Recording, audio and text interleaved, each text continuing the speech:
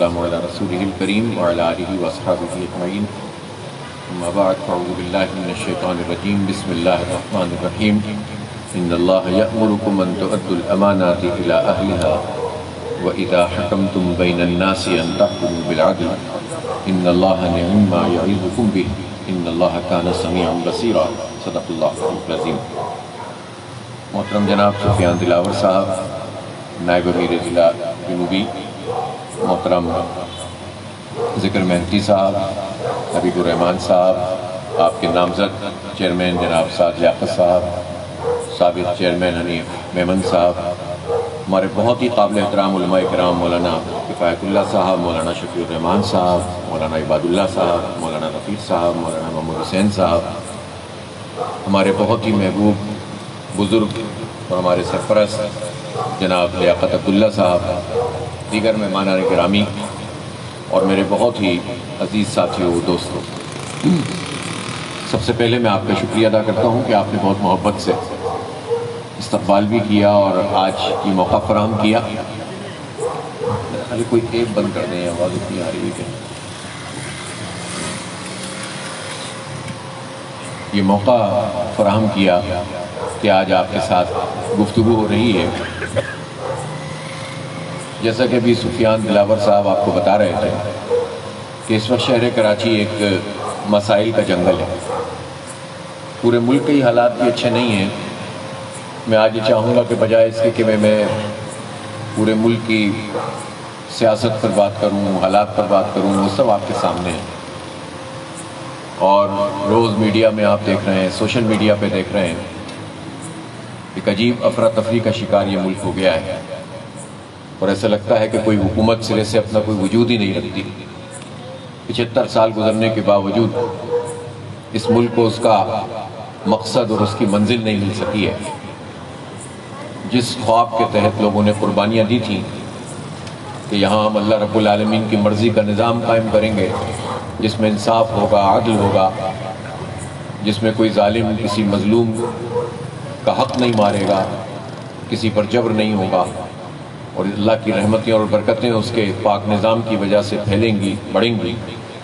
لیکن وہ لوگ جن کے ہاتھ میں یہ پورا نظام رہا ہے، وہ سارے طاقتور لوگ، وہ سارے وڈیرے اور جاگیردار، وہ سارے الیکٹیبل، وہ ساری بیوروکریسی، وہ سارے وہ لوگ ہیں کہ جنہوں نے اس ملک کو اس کی منزل سے دور رکھا ہے اور ہر گزرتے دن کے ساتھ خرابیاں بڑھائی ہیں۔ کرپشن پہلے محدود ہوتی تھی، وہ بڑھتی چلی گئی، پہلے وہ طبقہ بالا میں ہوتی تھی، وہ پھر عوام کی سطح پر جو ہے وہ پھیلتی چلی گئی ہے، اور اب اس سے نکلنا ایک بہت دشوار عمل نظر آتا ہے۔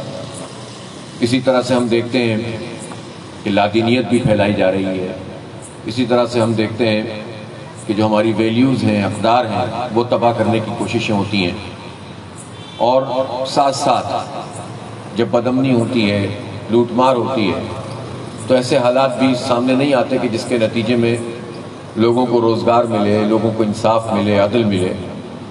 اب جو ڈاکو اور چور ہے اس کو بھی پکڑیں تو پتہ چلتا ہے کہ وہ بھی ایک سماج کا رویہ ہے، جس کے نتیجے میں یہ مواقع فراہم ہوتے ہیں کہ جس میں اسٹریٹ کرمنل بنتے ہیں۔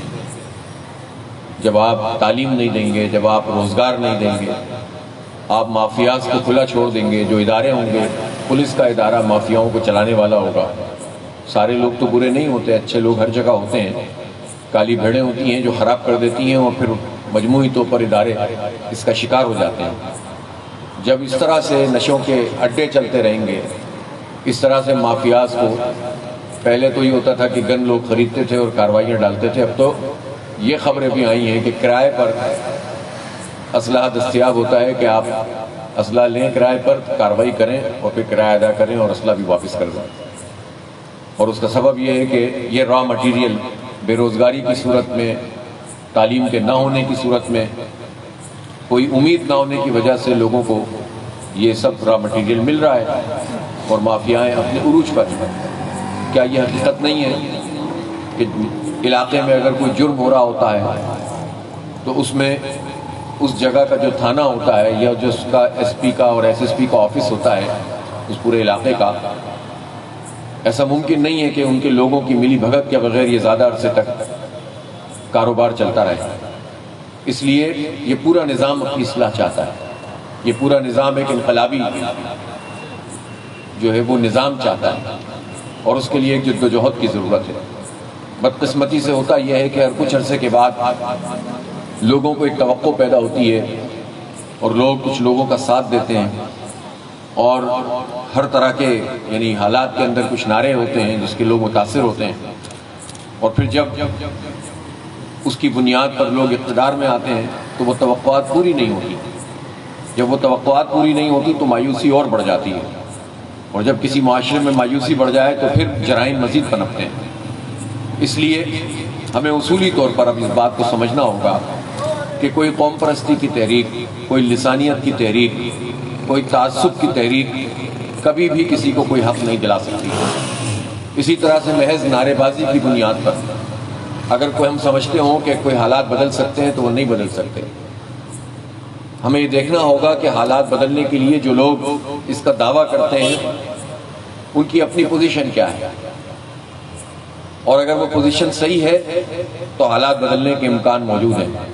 مثلا یہ ہو سکتا ہے کہ کوئی آدمی اٹھے اور کہے کہ میں حالات کو تبدیل کروں گا، اپنی ذات کے اندر وہ ٹھیک بھی ہو، لیکن اگر وہ اپنی پارٹی بنائے، وہ اپنے ساتھ لوگوں کو لے کر چلے تو دائیں بھی چور، بائیں بھی چور، آگے بھی ڈاکو، پیچھے بھی ڈاکو، کوئی آٹا مافیا، کوئی چینی مافیا، وہ کیسے حالات کو بدلے گا؟ اس کی مجبوری ہو کہ وہ الیکٹیبل اور طاقتور اور وڈیرے اور جاگیرداروں کو ہی اپنے ساتھ لے کر چلے، تو اکیلا فرد کچھ بھی نہیں کر سکتا.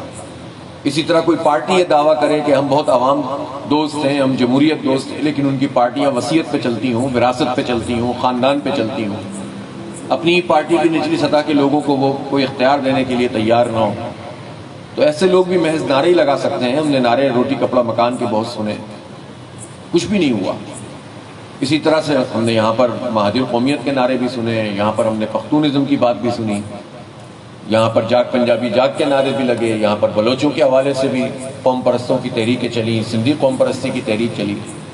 لیکن تجربے نے یہ بتایا کہ چونکہ نفرت کی بنیاد پر یا تعصب کی بنیاد پر محرومیاں ہر جگہ موجود ہوتی ہیں، ان محرومیوں کے نتیجے میں ہی کچھ لوگ اس کو اجاگر کرتے ہیں، لیکن اگر اس کا رخ دوسروں سے نفرت کرنے والا ہوگا اور تعصب والا ہوگا تو کبھی بھی اپنی قوم کو بھی کوئی فلاح نہیں پہنچا سکتا. اور کراچی کے لوگوں نے تو سب سے زیادہ اس کا تجربہ کیا. اس لیے کس بات کی ضرورت ہے؟ اس بات کی ضرورت ہے کہ ایک ایسی لیڈرشپ میں لوگ چلیں کہ جس کے کریکٹر کے اوپر کوئی آپ بات نہیں کر سکتے، اور وہ لیڈرشپ میں کوئی ایک فرد یا دو افراد نہ ہو، پوری جماعت، وہ منظم ہو، ڈسپلنڈ ہو. یہ نہ ہو کہ بس ہر آدمی اپنی اپنی مرضی سے چل رہا ہو.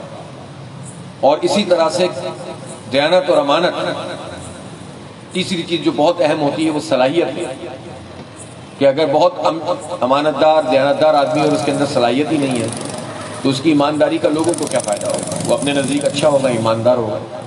کوئی بہت باصلاحیت آدمی ہوگا اور وہ ایماندار نہیں ہوگا تو وہ کرپشن کرے گا، اپنی صلاحیت سے لوٹ مار کرے گا، شیطان کے کام کرے گا، اپنی چالاکی کو اپنی ذات کے لیے استعمال کرے گا اگر بے ایمان ہوگا. تو ہر دونوں چیزیں ساتھ ساتھ چاہیے ہوتی ہیں. اور تیسری چیز جو میں نے شروع میں عرض کی کہ ڈسپلن، منظم ہو، آرگنائز ہو. ہم اللہ کا شکر ادا کرتے ہیں کہ جماعت اسلامی جو جد و جہد کر رہی ہے، ہمارے پاس لیڈرشپ بھی وہ ہے کہ جس کے بارے میں عمومی طور پر لوگوں کی رائے یہی ہے، سب کی رائے یہی ہے کہ یہ ایماندار لوگ ہیں، دیانتدار لوگ ہیں. کیا چیف جسٹس آف پاکستان اور سپریم کورٹ کی بینچ ہو، کیا جو ہے وہ صحافی ہوں، دانشور ہوں، اساتذہ ہوں، معاشرے کو لے کر چلنے والے لوگ ہوں یا عوام ہوں، سب کی ایک ہی رائے ہے کہ اس ملک میں اگر کوئی پارٹی ایمانداری اور دیانتداری کے حوالے سے ایک واضح طور پر متعین طور پر موجود ہے تو وہ جماعت اسلامی ہے.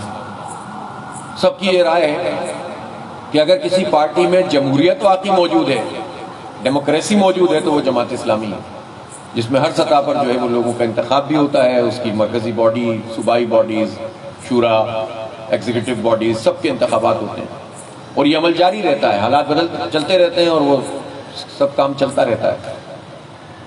اور وہ جماعت کے جس میں بہت نچلی سطح سے لوگ اوپر آ سکتے ہوں میرٹ کی بنیاد پر، وہ بھی الحمدللہ جماعت اسلامی ہے. ہو سکتا ہے اور جماعتیں بھی ایسی ہوں، لیکن پھر اس میں ہوتا یہ ہے کہ جو بہت نچلی سطح کا آدمی ہوتا ہے اس کی اپنی سطح بلند ہو جاتی ہے، عوام کی سطح وہی رہتی ہے۔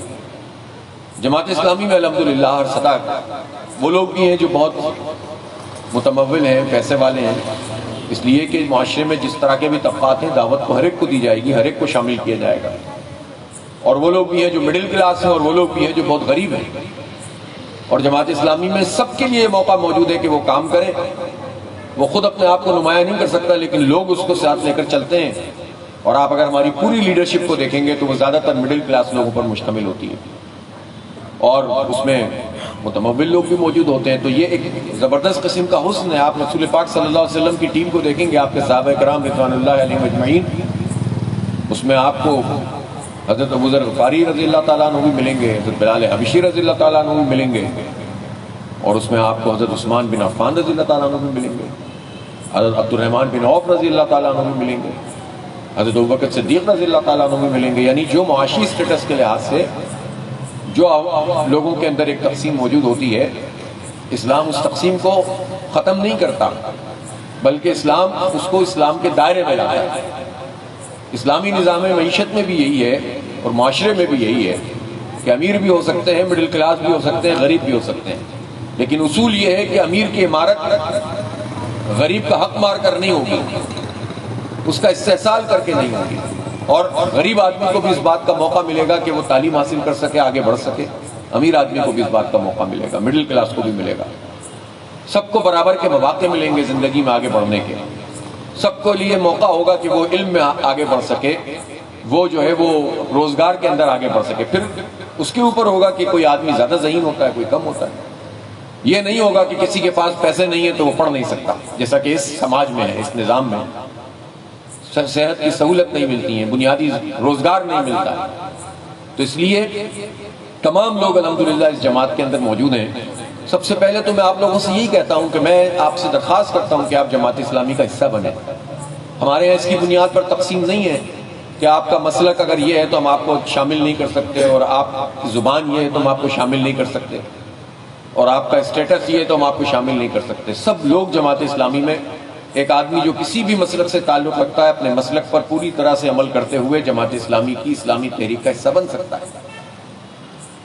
ایک جماعت ہے جو اتحاد امت کی علامت کے طور پر الحمدللہ موجود ہے۔ ہمیں ضرورت نہیں ہے کہ ایک بریلویوں کی جماعت، ایک دیوبندیوں کی جماعت، ایک شیعہ، ایک سنی، سب کو اہل حدیث سب کو جوڑ کر اتحاد امت کریں۔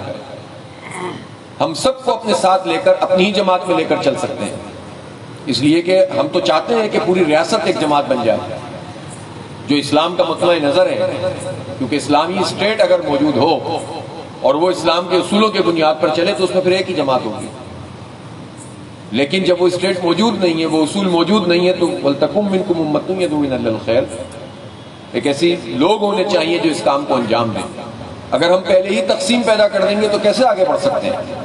اختلاف اپنی جگہ موجود ہوتا ہے، اور زیادہ تر اختلافات جو ہیں وہ فروعیات میں ہیں، جزیات میں ہیں۔ اسلام کے کل میں اختلاف بہت کم ہے۔ جب پاکستان بنا تو اس وقت بھی یہ نعرہ لگا کہ ہم کون سا اسلام نافذ کریں گے، یعنی بنا اسلام کے نام پر، قربانیاں اسلام کے نام پر دی گئیں، لیکن چونکہ انگریز کی شاگرد لابی موجود تھی، نظام تو نہیں بدلا تھا، تو لوگوں نے کہا کہ کون سا نظام دیوبندیوں کا، بریلویوں کا، کون سا یہاں پر فقہ قائم ہوگا، حنفی، مالکی، شافعی، یہ سب لوگوں نے حنبلی یا مقلد ہوں گے، غیر مقلد ہوں گے، اس طرح کی باتیں کر کے تو پھر علماء کرام کا اس پہ اتفاق ہوا۔ 22 نکات علماء کے بنے، تمام مکاتب فکر جس کے اوپر متفق تھے، اور وہ پورا زندگی کا نظام چلانے کے لیے وہ اتفاق رائے سے وہ چیز پیش ہوئی۔ سب کے پاس جواب ختم ہو گئے تھے، لیکن پھر بدقسمتی یہ ہوتی ہے کہ جو لوگ متفقہ نکات پیش کرتے ہیں وہ بعد میں جو ہے وہ کسی اور راستے پہ چل پڑتے ہیں۔ اس لیے ضرورت اس بات کی ہے کہ ملک میں ایک ایسی جماعت ہو کہ جو مسلک کی بنیاد پر لوگوں کو نہیں بلائے بلکہ اسلام کے کل کی بنیاد پر بلائے، اس لیے کہ اللہ کی ذات میں اور اس کے اقتدار میں، یعنی ہم شرک کا ایک پہلو تو لیتے ہیں کہ یہ بدعتی ہے، یہ مشرک ہے، یہ کافر ہے، یہ فلاں، یہ اسلام کے دائرے سے باہر ہے، لیکن اللہ تعالیٰ کا اقتدار ہے، پوری کائنات کے اوپر وہ مالک ہے، مختار ہے، اور زمین پہ بھی اس کی مالکیت، اس کی حاکمیت قائم ہونی چاہیے۔ لیکن اگر زمین پر اس کی حاکمیت قائم کرنے کا طریقہ کیا اللہ نے رکھا کہ وہ انسانوں کے ذریعے سے ہوگی، نبیوں سے اس کام کو لیا، نبیوں کے بعد امت کے ذمہ لگا، اگر زمین پر اللہ کے حکم کی خلاف ورزی ہو رہی ہے، اللہ عدل چاہتا ہے، ظلم ہو رہا ہے، اللہ سود سے پاک معیشت چاہتا ہے، یہاں پر سود کی معیشت ہے جو اللہ اور اس کے رسول سے جنگ ہے، یہاں لوگوں کو جو ہے وہ برابر کے مواقع نہ ملتے ہوں، سماجی انصاف موجود نہ ہو، اس کا مطلب ہے کہ اللہ تعالیٰ کے جو احکامات ہیں، قرآن پاک کے جو حکم ہیں بڑے بڑے جو معاشرے کے لیے اور پورے انسانیت کے لیے، وہ سب معطل ہیں۔ اسٹیٹ کی سطح پر اسلام کی حکمرانی نہیں ہے، تو یہ شرک ہے اللہ کی ذات کا۔ اس شرک کو کوئی نہیں دیکھتا جس پر لاکھوں نہیں کروڑوں لوگوں کی زندگی متاثر ہوتی ہے، اور جزیات میں ہم اختلاف کریں اور لوگوں کو اسلام کے دائرے سے باہر کریں تو نہ دانائی ہے نہ حکمت ہے۔ اس لیے جماعت اسلامی یہ سمجھتی ہے کہ دین ترجیحات کا تعین کرتا ہے، اور اس ترجیح میں پہلی ترجیح یہ ہے کہ سب مل کر اس نظام حکومت کو قائم کریں جو نظام حکومت عدل پر، انصاف پر، اس برابری کی بنیاد کے اوپر چلے گا، اور پھر ہم اپنے جزوی اختلافات ٹیبل پر بیٹھ کر علماء کرام بات بھی کریں گے، اور ضروری نہیں ہے کہ اختلاف ختم، اسلام ایک تنوع بھی ہے، اور اس میں وہ چیزیں اختلاف کے باوجود بھی جاری رہتی ہیں، رہی ہیں 1400 سال سے، ہو سکتا ہے رہیں گے، لیکن وہ بہت جزوی ہیں۔ اس لیے میں آپ سے درخواست کرتا ہوں کہ آپ لوگ جماعت اسلامی کا حصہ بنیں اور اس میں ہماری رہنمائی کریں، کوئی کمی ہے تو اس کو دور کریں۔ معاشرے کو ضرورت ہے اس بات کی کہ ایک ایسی تحریک آگے بڑھے کہ جو سب کو ساتھ لے کر بھی چلے، اور جو مخلصین کا وہ گروہ ہو کہ جس سے معاشرے کے اندر بھی خرابیاں دور ہوں۔ جب نیکی کی قوت طاقتور ہوگی تو بدی کی قوتیں خود ہی پیچھے کی طرف ہٹیں گی، یہ معاشرے کی بھی ضرورت ہے۔ اب ہم اس شہر کے حالات کی طرف آتے ہیں۔ ہم یہ دیکھتے ہیں کہ یہاں پر جتنی چیزوں کا یہاں پر ذکر ہوا، پورے شہر کی صورتحال ایسی ہے، کہیں کم کہیں زیادہ، اور اس کا سبب بھی یہ ہے کہ پورے ملک میں بھی جو کچھ بھی موجود ہے، لیکن اس شہر کا تو کوئی والی وارث ہی نہیں، کوئی پوچھتا ہی نہیں ہے اس کو۔ اور جسے کہتے ہیں آن کرنا، جس طرح آپ اپنے گھر کو آن کرتے ہیں کہ یہ میرا گھر ہے، تو اس میں اگر کوئی ٹوٹ پھوٹ ہے، اس میں اگر جو ہے وہ سیوریج کا پانی ہے، اگر آپ کی جو نکاسی کی لائن ہے اس میں سے پانی نکل کر گھر میں بھر رہا ہے، تو آپ کیا کریں گے؟ آپ ہر ممکن کوشش کریں گے کہ اس کو ٹھیک کریں۔ آپ کسی اور پہ نہیں ڈالیں گے، محلے والے پہ نہیں ڈالیں گے۔ آپ یہ نہیں کہیں گے کہ کیونکہ فلاں پچھلی گلی میں لائن چوک ہوئی ہوئی ہے تو آپ کہیں گے یار اس گھر، میرے گھر سے تو مسئلہ حل ہو نا، پھر لائن پہ چوک کرنے والے کے پاس بھی پہنچیں گے اور اس کے لیے لوگوں کو تیار کریں گے کہ یار کسی طرح وہ بھی ٹھیک ہو جائے۔ اسی طرح سے گھر میں اگر کوئی اور مسئلہ آ جائے، کوئی الیکٹریسٹی کا پرابلم آ جائے، کرنٹ لگتا ہو بچوں کو، تو آپ آن کریں گے نہیں۔ لیکن یہ کیسا شہر ہے کہ جو شہر پورے پاکستان کو چلاتا ہے، یہ شہر ریونیو کے اعتبار سے بھی 60 to 67% ریونیو جنریٹ کر کے دیتا ہے۔ پاکستان کی کل جی ڈی پی کا اس کا 30 to 35% شیئر ہے۔ یہ وہ شہر ہے جو اس وقت بھی ٹیکس میں، یعنی ایکسپورٹ ہماری 54% ہے پورے پاکستان کی، جس پر ہماری معیشت کا بڑا انحصار ہے۔ ہم نے 2020-21 کے مقابلے میں 2021-22 میں 42% ٹیکس زیادہ جمع کرایا کراچی کے لوگوں نے۔ ہمارا ٹیکس کا شیئر بھی جو ہے وہ آدھے پاکستان کے برابر ہے تقریباً، اور ہمارے ایکسپورٹ کا شیئر بھی اتنا ہے، ہمارا ریونیو بھی اتنا ہے۔ لیکن وہ بدقسمت لوگ ہیں کراچی کے 3 کروڑ رہنے والے، اس سے بھی زائد رہنے والے، کہ جن کو کوئی حکومت آن نہیں کرتی اور کوئی بھی اس کی طرف توجہ نہیں دیتا۔ سیاست بازی تو سب سے آسان کام ہے، میں آپ پہ الزام لگاؤں، آج مجھ پہ الزام لگائیں، ایک کہے 18ویں ترمیم، ایک کہے 19ویں ترمیم، ایک کہے میرا اختیار، وہ کہے اس کا اختیار۔ لیکن اس اختیار کو لینے کے لیے اور عوام تک منتقل کرنے کے لیے کون کیا کر رہا ہے؟ کس نے اپنے حصے کا کام کیا ہے؟ تو اتنے طویل عرصے سے ہم یہ دیکھتے ہیں کہ اس شہر کو اونرشپ نہیں مل رہی ہے۔ اسی لیے جماعت اسلامی اس کراچی کو اون کرتی ہے، اور جماعت اسلامی، اگر آپ کراچی کی تاریخ دیکھیں گے، جب سے یہاں پر بلدیات کے نظام کا سلسلہ شروع ہوا تو جماعت اسلامی اور کراچی کا پورا نظام اس کا بالکل چولی دامن کا ساتھ ہے۔ 50 کی دہائی میں جب یہاں پر الیکشن ہوا تو جماعت اسلامی نے سویپ کیا تھا، ماشاءاللہ لگ گیا اس کے بعد۔ جو بی ڈی ممبرز سے اس میں بھی جماعت، یعنی پورے پاکستان ایک طرف چل رہا تھا اور کراچی میں جو ہے وہ لوگ دوسری طرح سے سوچ رہے تھے، اور بڑی تعداد میں یہاں پر کامیابی حاصل کی، چیئرمین بنے تھے اس وقت، اور انہی بی ڈی ممبرز وغیرہ کے اوپر جب انتخاب ہوا صدر کا تو پورے پاکستان میں کچھ بھی ہو، یہاں پر ہم نے قائد اعظم کی یہ جو ہمشیرہ تھی فاطمہ جناح شہر کراچی نے ان کا ساتھ دیا تھا، شاید اس کی بھی ہمیں سزا بھگتنی پڑی۔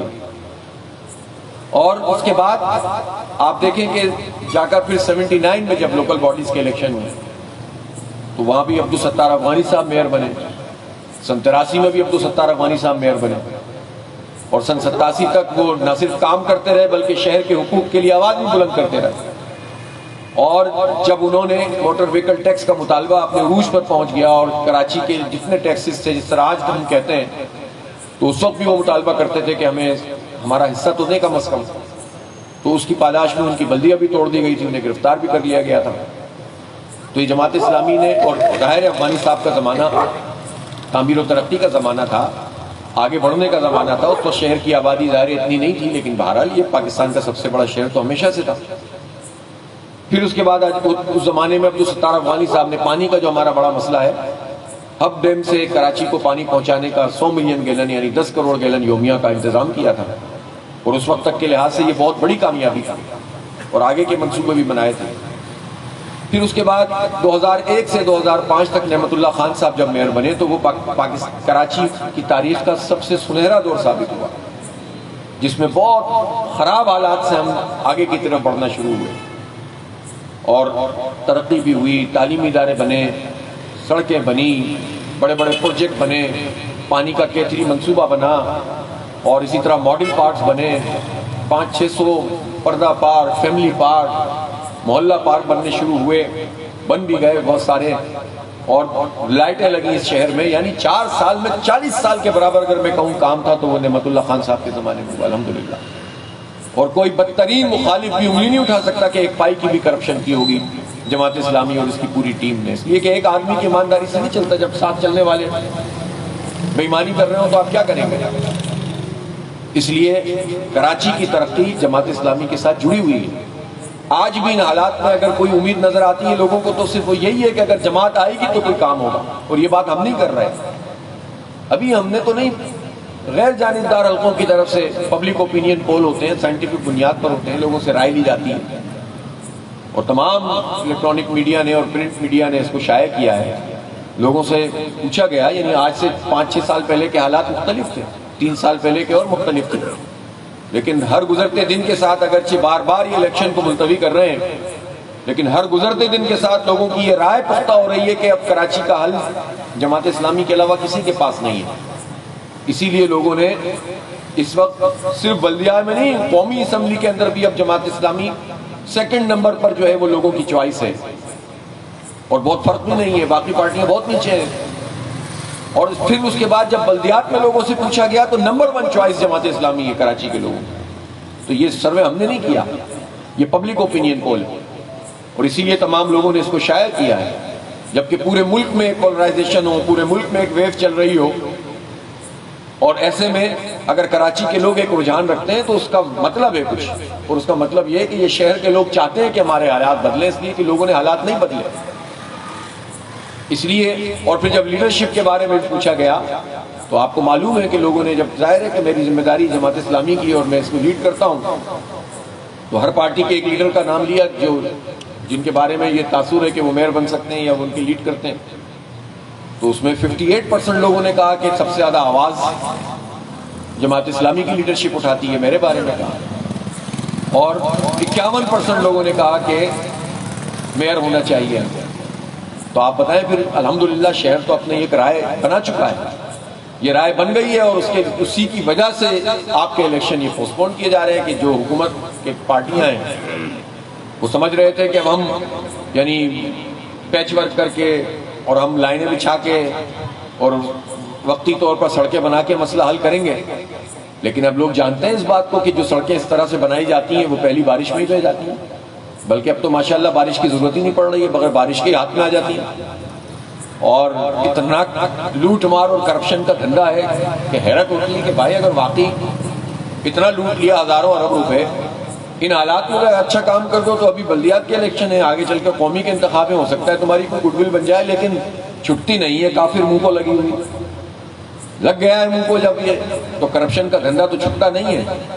اس لیے ابھی بھی جو ورلڈ بینک کے پیسے اور کلک کے پیسے اور فلاں کے پیسے 14 ارب روپے سے انہوں نے کہا کہ ہم پیچ ورک کریں گے. پیچ ورک کا مطلب سڑک کی تعمیر نہیں ہے, صرف پیچ ورکنگ ہے. ہمارے پاس پوری ڈیٹیل اس کی موجود ہے, آپ یقین کریں 1-1.5 ارب روپے سے زیادہ خرچ نہیں ہو رہا اس کے اوپر. یہ سارا کرپشن کا دھندا ہے، اور جو پیچ ورک ہوتا چلا جا رہا ہے وہ پیچھے سے خراب ہوتا چلا جا رہا ہے۔ اور اگر خدا نہ خواستہ کوئی بارش، ہم بلکہ دیکھیں نا اب ہم کیسے لوگ ہیں اس شہر کے کہ بارش کو بھی خدا نہ خواستہ کہتے ہیں۔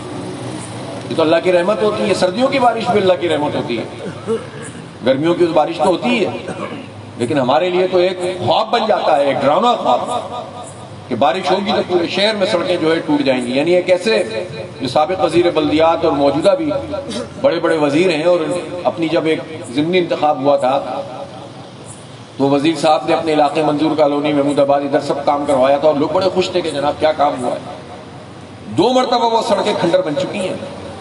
یہ ان کی ذات کا پیسہ نہیں ہے، یہ ہمارا پیسہ ہے، ہماری جیبوں پہ ڈاکہ مارتے ہیں آپ، ہمارے ٹیکسوں کے پیسوں سے آپ بجٹ بناتے ہیں اور خرچ کرتے ہیں، اور یہ حال کرتے ہیں ہمارا۔ اس لیے اس شہر کو ان لوگوں کی ضرورت ہے کہ جو یہاں کام کریں۔ تو یہ میں مانتا ہوں کہ نعمت اللہ خان صاحب جیسا آدمی میں نہیں کہہ سکتا کہ انہوں نے کرپشن ختم کر دی ہوگی، اس لیے کہ پورا نظام کرپشن کا ہے، نچلی سطح تک جو ہے حساب کتاب بنے ہوئے ہوتے ہیں، لیکن یہ ہمیں معلوم ہے کہ اس کی جتنی لیول تھا اس کو ختم کر دیا تھا۔ نہ وہ کرپشن کرتے تھے، نہ کسی کو اس طرح سے کرنے دیتے تھے، نہ ان کی ٹیم کرپشن کرتی تھی۔ اس سے کم از کم یہ تو ہوتا ہوگا نا کہ 100% نہیں تو 80% تو لگتا تھا نا۔ اب تو 20% بھی نہیں لگتا، 80% سے زیادہ کرپشن کی نظر ہو جاتا ہے۔ پیسہ یعنی اول تو دیتے نہیں ہیں شہر کو، اور جب دیتے ہیں تو اس کا یہ حال کرتے ہیں، تو کیا حال ہوگا؟ کیا سڑکیں بنیں گی؟ کیا سیوریج کا کام ہوگا؟ بس سیاسی اس کے لیے جب سیوریج کی لائنیں بٹھائیں گے تو نہ اس کا کوئی سلوپ دیکھیں گے، نہ اس کی ڈیپتھ دیکھیں گے، نہ یہ دیکھیں گے کہ پانی کی لائن کے ساتھ ملا کر آپ بنا رہے ہیں، لیکیج ہو تو دونوں لائنیں تباہ ہو جائیں اور گٹروں کا پانی گھروں کے اندر آنا شروع ہو جائے۔ کچھ بھی نہیں دیکھا جائے گا، صرف یہ کہ ہم نے یہ کام کر دیا، ہم نے پانی پہنچا دیا، ہم نے، اور پانی کیسے پہنچائیں گے آپ؟ پورے شہر میں جتنی ضرورت ہے اس کا 1/3 پانی بھی موجود نہیں ہے، کیسے پہنچائیں گے آپ؟ اور پھر جو اویلیبل پانی ہے اس میں بھی چوری، اس میں ٹینکرز کے ذریعے سے پانی آئے گا، نلکوں میں نہیں آئے گا۔ اور پھر حال یہ ہو کہ جو واٹر بورڈ میں ہی اتنے بڑے لیول کے لوگ ہوں، پارٹی کی طرف سے بٹھائے ہوئے ہوں، اور وہ خود لوگوں سے کو سیاسی بنیاد پر ٹینکر فراہم کریں، تو اس کے بعد کیا بچا؟ تو کسی ایک آدھ آدمی کا مسئلہ نہیں ہے، پوری کنڈکٹ کا مسئلہ ہے۔ پانی کا شدید بحران ہے، K4 منصوبہ 17 سال سے لٹکا ہوا ہے۔ یعنی نعمت اللہ خان صاحب کے بعد اس شہر میں آبادی تو کتنی بڑھ گئی ہے، لیکن ایک بوند پانی کا اضافہ نہیں ہوا، کسی نے بھی نہیں کیا۔ وفاقی حکومتیں بھی آئیں، صوبائی حکومت بھی 15 سال سے پیپلز پارٹی کی، اور ہر ایک آ کے اعلان کر کے چلا جاتا ہے اور پھر کچھ بھی نہیں کرتا۔ پچھلی حکومت نے بھی یہ کیا، کتنی بڑی نمائندگی تھی PTI کو، 14 قومی اسمبلی کی سیٹیں بھی کی، 30 ممبر صوبائی اسمبلی ہیں ان کے، لیکن انہوں نے پلٹ کے نہیں دیکھا کراچی کو، اعلانات کیے، لیکن اعلانات کے ذریعے سے تو مسئلہ حل نہیں ہوتا۔ گراؤنڈ پہ کون آدمی ہے کہ جو اون کرے اس شہر کو؟ اور یہی وجہ ہے کہ اب کراچی کے لوگوں نے سنجیدگی سے سوچنا شروع کیا ہے کہ ٹھیک ہے، محبت اپنی جگہ، لیڈر سے محبت بھی کریں گے، ٹویٹ بھی کر دیں گے، اس کے لیے سوشل میڈیا پہ بھی چلا دیں گے، لیکن ووٹ انشاءاللہ اس کو دیں گے جو شہر کو اون کرے گا، اور وہ ٹرینڈ اب شروع ہو گیا الحمدللہ۔ تو اس لیے میں سمجھتا ہوں کہ نہ ہماری کسی سے دشمنی ہے، نہ کسی سے لڑائی ہے، لیکن ہم سچ کہیں گے، لوگوں کو بتائیں گے کہ جس کے پاس 35 سال کا مینڈیٹ تھا اس نے بھی برباد کیا، یہ 15 سال سے مسلسل ہے اور اس سے پہلے بھی ہوتا رہا، وہ بھی برباد کر رہے ہیں، اور جن سے لوگوں نے اتنی توقعات باندھی تھی انہوں نے بھی پلٹ کر دیکھا نہیں۔ تو اس حقیقت کی موجودگی میں اگر کوئی راستہ ہمارے پاس موجود ہے تو بہت واضح راستہ ہے، اور جو لوگوں نے اپنا ذہن اب بنا لیا ہے، میں سمجھتا ہوں کہ اس پر کام کرنے کی ضرورت ہے۔ اب یہ الیکشن کو ڈیلے کرنا چاہتے ہیں، پہلا بہانہ انہوں نے 24 جولائی کو جو ہو رہے تھے، اول تو الیکشن تو 2020 میں ڈیو ہو گئے تھے، 2020 اگست میں مدت ختم ہو گئی تھی پچھلی بلدیاتی حکومت کی، تو 2.25 سال لگا دیے انہوں نے۔ تو 24 جولائی کو کہا کہ چونکہ بارشیں ہو رہی ہیں، بھائی بارش کا اگر فور کاسٹ تھی تو آپ 7 دن آگے بڑھا دیتے، لیکن حکومت نے الیکشن کمیشن کے ساتھ مل کر اس کو 1.25 مہینے کے لیے آگے بڑھا دیا۔ پھر جب اس کے قریب پہنچے تو کہا سیلاب آ گیا انٹیریئر سندھ میں، اس لیے آگے بڑھا دیا۔ پھر اس کے قریب پہنچے 23 اکتوبر کے تو کہا کہ وہاں پر ہمارے پاس نفری موجود نہیں ہے، اور بلاول صاحب نے فرمایا کہ میں تو کہاں سے وہاں سے نکال کر ناظم آباد کے لیے کیسے نفری بھیج سکتا ہوں، کیسے میں کوئی پولیس والا وہاں سے نکال کر ناظم آباد بھیجوں، لیکن 5000 پولیس والے ناظم آباد تو ایک بھی نہیں بھیج سکتے تھے، اسلام آباد آپ 5000 بھیج سکتے ہیں۔ تو افسوس کی بات ہے کہ آپ کا یہ رویہ کہ وہ مارچ روکنے کے لیے، لانگ مارچ روکنے کے لیے 5000 سے زائد پولیس اہلکار اس وقت سندھ پولیس کے اسلام آباد بھیج دیے گئے، لیکن انتخاب کرانے کے لیے جو ہماری سب کی ضرورت ہے، کوئی شوق تو نہیں ہے، تو ضرورت ہے ہماری۔ ابھی حنیف محمد صاحب بیٹھے ہوئے، حنیف اللہ صاحب کہلاتے ہیں، کیا کہلاتے ہیں لوگ ان کو کس نام سے جانتے ہیں؟ وہ نام لیں گے ہم، حنیف محمد۔ تو یہ موجود تھے تو ان کو پکڑتے تھے نا آپ۔ اب یہ ساتھ جایا کر تو انشاءاللہ اللہ نے چاہا یہ جیت جائیں گے، تو یہ پکڑائی میں آئیں گے۔ اب یہ ذکر بھائی ہیں اس وقت کلفٹن میں منتخب ہیں کنٹونمنٹ بورڈ میں، تو ہر وقت لوگوں کے درمیان موجود ہوتے ہیں۔ خیر یہ تو اتنے کام کرنے کے عادی ہیں کہ جب یہ منتخب نہیں ہوتے تب بھی یہی ہوتے ہیں، لوگ انہی کے پاس آتے ہیں، تو اس لیے ہمارے لوگ تو اویلیبل ہوں گے انشاءاللہ۔ اور منتخب ہونے کے بعد آپ کم از کم کونسلر کو پکڑ سکتے ہیں، یو سی کے چیئرمین کو پکڑ سکتے ہیں، ٹاؤن کے چیئرمین کے پاس جا سکتے ہیں، سٹی کا کوئی مائی باپ ہوگا۔ اب ظاہر ہے جماعت اسلامی کے کیس میں یہ تو نہیں ہوگا نا کہ 4 سال تک روتے رہیں اور آخر میں فائل پھینک کے چلے جائیں۔ ہم تو اس شہر کو آن کریں گے، ہمارے پاس جتنا اختیار ہے انشاءاللہ اس سے زیادہ کام کریں گے، یہ میں آپ کو بالکل بتاتا ہوں۔ یہ نہیں ہوگا کہ روتے رہیں گے، کام نہیں کر سکتے صاحب، یہ اختیار بھائی جو اختیار ہے اتنا۔ ہم نے وسیم اختر سے کب پوچھا تھا کہ تم وہ کام بتاؤ ہمیں جو تمہارے اختیار میں نہیں ہے؟ وہ تو ہم اتنے بیوقوف نہیں ہیں، ہمیں بھی پتہ ہے آپ کا کیا اختیار ہے اور کیا نہیں ہے۔ وہ الگ بات ہے کہ سارے اختیارات جو چھینے گئے کراچی سے وہ آپ نے پیپلز پارٹی کے ساتھ مل کر خود ہی چھینے، اب ہر حکومت میں ان کی شامل رہے، ابھی بھی شامل ہے، گود میں بیٹھے ہوئے۔ لیکن ہم نے تو وہ پوچھا جو آپ کا 25 ارب روپے کا بجٹ ہے، وہ پیسے کیوں نہیں جمع ہو رہے اور کیوں نہیں خرچ ہو رہے؟ وہ آپ کے ڈی ایم سی کے 10 ارب 12 ارب 8 ارب روپے کہاں سے آ رہے ہیں، کہاں جا رہے ہیں؟ تو آپ تو اس کا بھی جواب نہیں دے سکے۔ تو روتے ہوئے جانے سے بہتر تھا کہ آپ اپنے حصے کا کام کرتے تو لوگ آپ کے لیے جد و جہد کرتے، پھر تھوڑی جماعت اسلامی کے لیے راستہ بنتا۔ یہ آپ کی نالائکی ہے جس کی وجہ سے آج پورا شہر ایک طرف دیکھ رہا ہے کہ اب جماعت اسلامی انشاءاللہ اس مسئلے کو حل کرے گی۔ تو اختیار جتنا بھی ہوگا اس سے زیادہ کام کریں گے، اور جب اختیار یہ نہیں دیں گے تو پھر آپ، جب لوگوں کو یہ امید ہوگی کہ کوئی ان کے لیے کام کر رہا ہے، اپنے آپ کو لگا رہا ہے، کھپا رہا ہے، پوری ٹیم کام کر رہی ہے، تو اللہ نے چاہے شہر کے لوگ کھڑے ہوں گے اپنے میئر کے ساتھ، اور جو اختیار نہیں وہ بھی انہی لوگوں سے چھین لیں گے انشاءاللہ تعالی۔ مجھے یقین ہے اللہ کی ذات، دینا پڑے گا ان کو اختیار، بنانے پڑیں گے یہ پروجیکٹ جو K4 انہوں نے لٹکایا ہوا ہے، اور اس طرح سے سیوریج کا S3 لٹکایا ہوا ہے، اور یہ کام نہیں کر کے دے رہے ہیں، تو یہ ہوگا انشاءاللہ۔ ہم نے اس کے لیے لوگوں کو ایک امید ہے، ہمارے پاس تو مینڈیٹ نہیں تھا، ہمارے صرف ایک ہی ایم پی ہے عبدالرشید صاحب جو لیاری سے منتخب ہوئے تھے، وہ ایک ایم پی اے بھی اپنے حصے کا کام کرتے ہیں، آواز اٹھاتے ہیں، پورے سندھ کی نمائندگی کرتے ہیں، پورے کراچی کی نمائندگی کرتے ہیں، لیکن اختیار میں تو نہیں ہے، اقتدار میں تو نہیں ہے۔ لیکن ہم نے 29 دن دھرنا دیا اور لوگوں کو بتایا کہ لوگوں کے ساتھ زیادتی کیا ہو رہی ہے، ان کے اختیار کیا ہے اور کس طرح سے چھینا ہوا ہے وہ۔ ہم نے لوگوں کو شعور دیا کہ کے الیکٹرک مافیا کیا ہے۔ ہم حیران ہوتے ہیں کہ جب اس کے الیکٹرک کے ساتھ ہم دیکھتے ہیں کہ ساری پارٹیاں ملی ہوئی ہیں اور بڑے بڑے دعووں نعروں کے ساتھ لوگ آتے ہیں لیکن مافیا کا ساتھ دیتے ہیں۔ یعنی کے الیکٹرک تو ایسا مافیا ہے جس نے کراچی کے لوگوں کا خون نچوڑا، کوئی وعدہ پورا نہیں کیا پرائیویٹائزیشن کے بعد، انویسٹمنٹ پراپر نہیں کی، لائن لاسز ختم نہیں کیے، جنریشن نہیں بڑھائی، پاور جنریشن، اور فیول ایڈجسٹمنٹ چارجز کے نام پر ہم سے پیسے وصول کرتے رہتے ہیں، پتہ نہیں طرح طرح کے ٹیکسز اور لگے ہوئے۔ ایک ہی آواز تھی اور ہے الحمدللہ جماعت اسلامی کی جس نے اس مافیا کو چیلنج کیا۔ لوگوں نے کہا آپ کس سے لڑ رہے ہیں؟ ہم نے کہا اللہ مالک ہے، یہ شہر کے لوگ لاوارث تو نہیں ہیں۔ اور پھر ہوا یہ کہ جب ہم عدالتوں میں گئے تو بجائے اس کے کہ حکومت کے لوگ عوام کے ساتھ کھڑے ہوتے، یعنی اگر نون لیگ کے الیکٹرک مافیا کے ساتھ ہے تو سمجھ میں آتا ہے، پیپلز پارٹی نے اگر اس کو سپورٹ کیا تو سمجھ میں آتا ہے، ایم کیو ایم نے کیا تو سمجھ میں آتا ہے، لیکن پی ٹی آئی نے کیوں کیا؟ اتنا بڑا مینڈیٹ لینے کے بعد جب ہم بالکل پہنچ گئے تھے قریب کہ ان کا لائسنس کینسل ہوتا، تو اسد عمر صاحب اور یہ رزاق داؤد صاحب اور یہ سب ججوں کے چیمبر میں چلے گئے کہ ان کا لائسنس کینسل نہیں کریں آپ، ان کو پھر موقع دے دیا گیا لوٹ مار کا۔ تو میں حیران ہوں کہ یہ کیا چکر ہے، لیکن وہ حیرانی ختم ہو جاتی ہے جب ان کے اکاؤنٹس دیکھتے ہیں ابراج کیپٹل کے کہ کتنے پیسے کس پارٹی کو مل رہے ہیں۔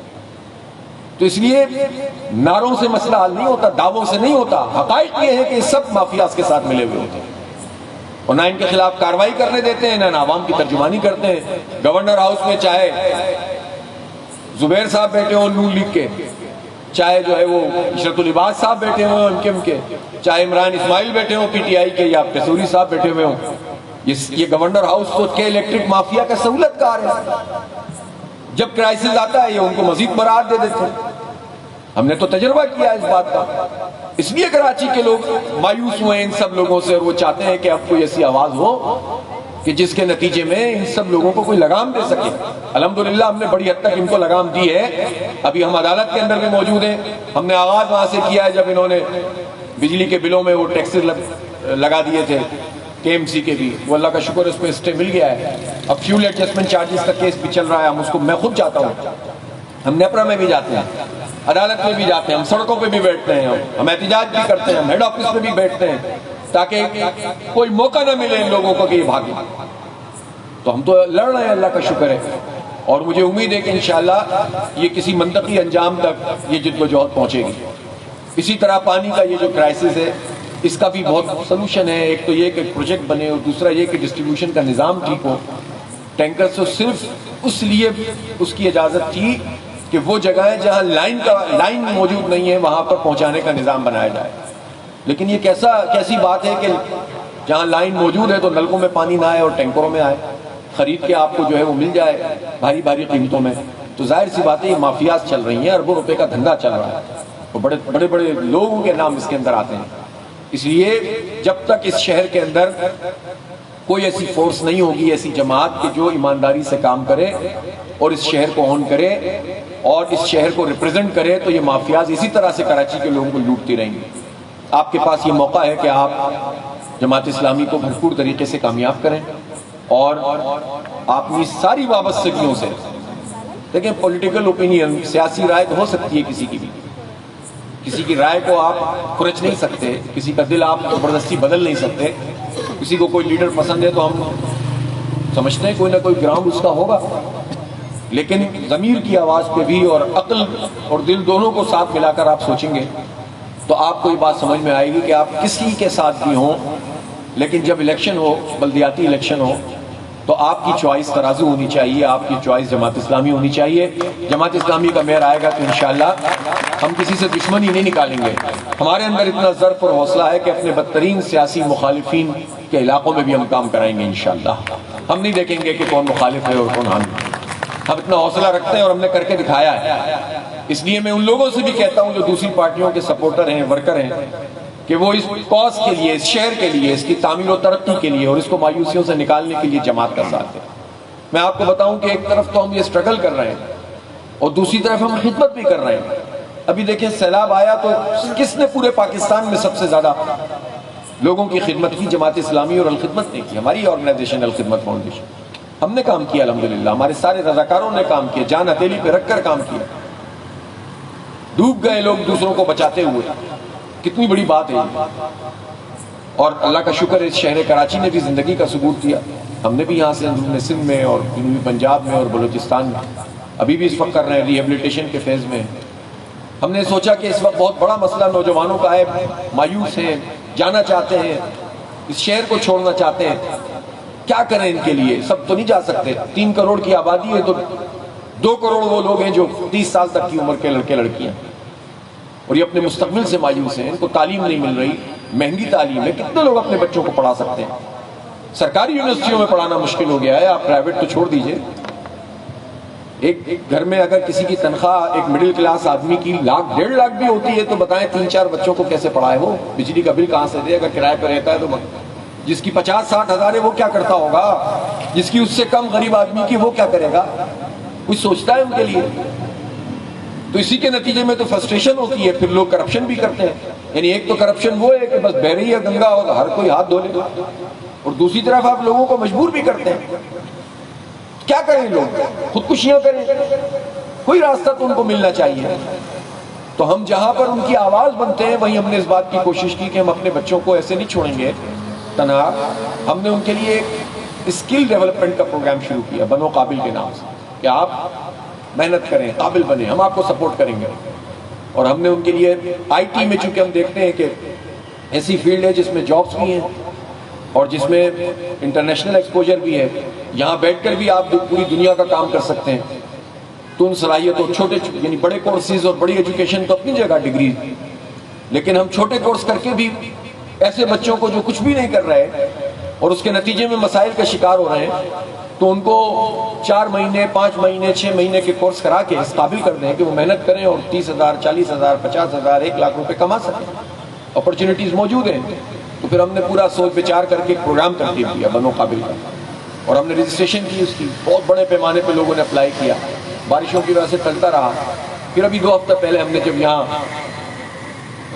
باغ جناح میں پھر ہمیں کرنا پڑا, اتنے زیادہ لوگوں کی رجسٹریشن تھی, اور پھر ہم نے 2 حصوں میں کیا چونکہ لڑکے لڑکیاں ساتھ ہم کر بھی نہیں سکتے, جگہ ہی نہیں تھی. تو ہم نے لڑکوں کا ٹیسٹ کیا. بہت بڑی تعداد میں ایک جلسہ عام کی صورت بن گئی, بہت بڑے جلسہ عام کی. سب نے ٹیسٹ دیا ہے, 2-3 دن میں اس کا نتیجہ ہم اناؤنس کریں گے. اور ساتھ ہی ہم ان لوگوں کی مختلف انسٹیٹیوشن کے اندر ان کے کورسز شروع کر رہے ہیں. اور یہ مختلف جو چھوٹے چھوٹے کورسز ہوتے ہیں جس میں ای کامرس ہے, جس میں ویب ڈیولپمنٹ ہے, جس میں جو ہے وہ ایپ ڈیولپمنٹ ہے, امیزون ہے, اور اس طرح کے گرافک ڈیزائننگ ہے. یہ کورسز ہیں, آپ یہاں پر جاب بھی ملتی ہے اور ساتھ ساتھ آپ پوری دنیا میں اس پہ کام بھی کر سکتے ہیں, اور کسی کی میراث بھی نہیں ہے, جو سیکھ جائے گا وہ کر لے گا. تو ہم نے یہ شروع کیا ہے مختلف انسٹیٹیوشن میں الحمدللہ ان کورسز کے لیے, اور اچھی ڈگری ملے گی. محنت کرنی پڑے گی, اپنے بچوں کو محنت کا عادی تو ہمیں بنانا ہے. کسی بھی فیلڈ میں محنت تو کرنی پڑے گی. ہاں یہ ضرور ہے کہ اگر پیسہ رکاوٹ ہے تو وہ رکاوٹ دور ہو جائے. تو ہم وہ اسکالرشپس کا انتظام کر رہے ہیں, اور ساتھ ساتھ ان کو پڑھائیں گے, اور پڑھانے کے ساتھ ہی ان کے روزگار کے لیے بھی ہماری بات شروع ہو گئی. تو ہمارا انشاءاللہ خیال ہے کہ صرف یہ الخدمت کے پلیٹ فارم سے اگلے 1-2 سال کے اندر ہم, میرا خیال ہے انشاءاللہ 50,000 کے قریب بچوں کو تو کم از کم ہم پڑھا دیں گے اور کسی طرح روزگار پہ لگا دیں گے. لیکن ظاہر ہے ہم ایک پارٹی ہے, یہ تو اسٹیٹ کے کرنے کا کام ہے, ریاست کے کرنے کا کام ہے, حکومت کے کرنے کا کام ہے. ابھی ہم بچیوں کے لیے بھی ہے, بچیوں کے لیے نہیں. یہ جو فیملیز ہوتی ہیں, ایک ہاؤس وائف ہے, گھر کا خرچہ پورا نہیں ہو رہا, ہر عورت تو باہر نکل کے کام نہیں کر سکتی, کیا کریں لوگ. پھر ہم نے ان کے لیے بھی سوچا کہ ہم ان کے لیے بھی کورسز بنا رہے ہیں. اور اب جب یہ ہم آئندہ 1-1.5 ہفتے میں ان کی رجسٹریشن دوبارہ کھولیں گے اور ان کا ٹیسٹ کریں گے, تو پھر انشاءاللہ ان کے لیے بھی اس طرح کے کورسز ہوں گے کہ وہ گھر بیٹھے ہوئے ایک مناسب طریقے سے آمدنی اپنی کر سکتی ہیں, اور اپنے گھر کو چلانے میں اپنے شوہر کی یا اپنے ماں باپ کی جو ہے وہ کے ساتھ مل کر کام کر سکتی ہیں. تو صرف اس لڑکیاں ہی نہیں بلکہ جو عورتیں ہیں جو اس طرح کی ہیں کہ جو تھوڑی بہت پڑھی لکھی ہیں, ان کو بھی انشاءاللہ تعالیٰ اس پورے پروسیس سے گزاریں گے. اور اللہ نے چاہا تو یہ بہت بڑا کنٹریبیوشن ہوگا اس لوگوں کو اپ گریڈ کرنے کا. تو جو ہمارے حصے میں ہم کر رہے ہیں, میں آپ سے ایک بات ضرور کہتا ہوں کہ میں بڑی بات تو نہیں کرتا کہ جماعت اسلامی کا میئر یہ کر دے گا اور وہ کر دے گا, لیکن اتنا میں ضرور کہتا ہوں کہ ہم اپنے اختیار سے زیادہ کام کریں گے, باقی اختیار کے لیے آپ کے ساتھ مل کر لڑیں گے. اور تیسری چیز یہ کہ ایک چیز میں ضرور چاہتا ہوں کہ اس شہر میں ہم ایک ایسی state of the art IT university یا IT پارک بنائیں کہ جس میں ہم ہزاروں نہیں لاکھوں اپنے نوجوانوں کو, اپنے بچوں اور بچیوں کو سکھا سکیں, پڑھا سکیں اور جاب دلا سکیں. اللہ نے چاہا تو انشاءاللہ ان 4 سال میں ہمارے اختیار میں ہو یا نہ ہو, یہ کام جماعت اسلامی کا میئر کرے گا انشاءاللہ. اور ساتھ ساتھ پھر دوسری اسکلز بھی, وہ بھی ہم نے الخدمت کے تحت شروع کر دیا ہے, ایک ادارہ بن گیا ہے جو ان کو جو ٹیکنیکل ایجوکیشن ہوتی ہے وہ بھی ہم دے رہے ہیں, اور اس کا دائرہ بھی بڑا کریں گے. تو ہم اپنے اس پلیٹ فارم کو بھی جو جماعت اسلامی اور الخدمت کا ہے وہ استعمال کریں گے, اور ساتھ ساتھ ہمیں پوزیشن اگر ملے گی کسی بھی جگہ پہ تو اس پوزیشن کا بھی استعمال کریں گے. ہم ظاہر ہے کہ ہمیں معلوم ہے کہ یہ جو باتیں دعوے ہوتے ہیں تو ساری پارٹیاں کرتی ہیں, لیکن اللہ کا شکر ہے کہ ہمیں یہ بتانے کی ضرورت نہیں ہے, اس لیے کہ ہماری دعووں کی پشت پر ہمارا کام ہے. ہمارے دعووں کی پشت پر نعمت اللہ خان ہیں جو ستار افغانی ہیں, ان کی پشت پر ہماری اس شہر کی آواز پروفیسر عبدالغفور احمد, سید منور حسن, محمود اعظم فاروقی, مظفر احمد ہاشمی جیسے لوگ ہیں جنہوں نے اس شہر کا زبردست مقدمہ لڑا, اور پتہ نہیں کتنے نام ہیں ایسے. تو الحمدللہ ہمیں ہمارا جو ماضی ہے یا ہماری جو پرفارمنس ہے وہ ہمارا منشور ہے. لوگوں کا منشور تو کاغذوں پر ہوتا ہے, ہمارا منشور تو جو ہے وہ اپنی پرفارمنس کی صورت میں موجود ہے. تو اللہ نے چاہا تو انشاءاللہ یہ شہر ایک مرتبہ پھر اپنا مقام حاصل کرے گا. کیوں اتنا بڑا پوٹینشیل والا شہر ہو, اتنے ذہین لوگ ہوں یہاں رہتے ہوں. تو جب ہم دیکھتے ہیں کہ ریجن میں انڈیا میں IT کی جو ایکسپورٹ ہے وہ $150 بلین ہے, $150 ارب, اور پاکستان کی ایکسپورٹ $3 بلین ہے. اگر ہم سے 5 گنا زیادہ بھی ہے آبادی میں تو 15 تو ہونی چاہیے تھی نا. تو ہم وہ 150 کیوں ہیں, اور کیوں نہیں ہو سکتے ہم. یہ کوئی ایسی بڑی راکٹ سائنس بھی نہیں ہے, یہ پرائرٹی کا مسئلہ ہے, ترجیح کا مسئلہ ہے. یہ نالائکی کے حکمرانوں کی، ان سارے پڑھے لکھے جاہلوں کی کہ جنہوں جو ہمارے سروں پہ مسلط ہیں. بیوروکریٹ کیا کم پڑھے لکھے ہوتے ہیں؟ فوج کے جرنیل کیا کم پڑھے لکھے ہوتے ہیں؟ یہ وڈیرے جاگیردار یہ قوم کو جاہل رکھتے ہیں، اپنے بچوں کو تو پڑھاتے ہیں. یہ تو سارے پڑھے لکھے لوگوں نے 75 سال سے لوگوں کو جاہل بنایا ہے، لوگوں کو جو ہے بنیادی جو ہے وہ نہیں دیا ہے، حق نہیں دیا ہے. تو ہم سب کچھ کر سکتے ہیں، اور ہمارا یہ خواب ہے کہ کیوں بنگلور جو ہے وہ انڈیا کا بنے. کراچی انشاءاللہ لیڈ کرے گا اس پورے ریجن کو، انشاءاللہ اس آئی ٹی میں بھی کرے گا اور اپنی پورے پاکستان کے لیے بھی کنٹریبیوٹ کرے گا اور امت کے لیے بھی ایک سرمایہ بنے گا. بہت بہت شکریہ. وآخر دعوانا الحمدللہ.